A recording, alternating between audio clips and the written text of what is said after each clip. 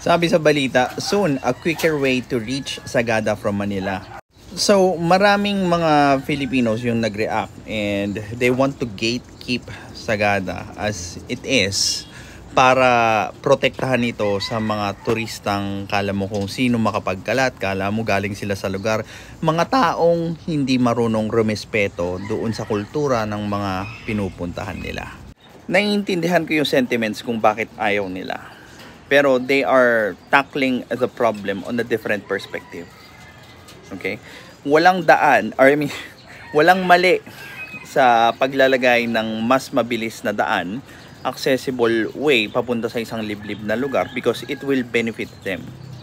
Ngayon, kung nangangamba kayo doon sa mga taong hindi magiging kaaya-ayang bisita, then ang problema doon is the person itself rather than sa daan na i-create mo.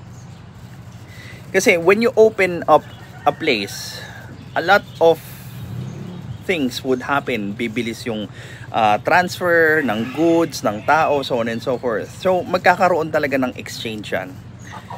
But for you to say na sana wag na lang is going to be a narrow-minded solution doon sa part na dapat ang ini-improve natin is not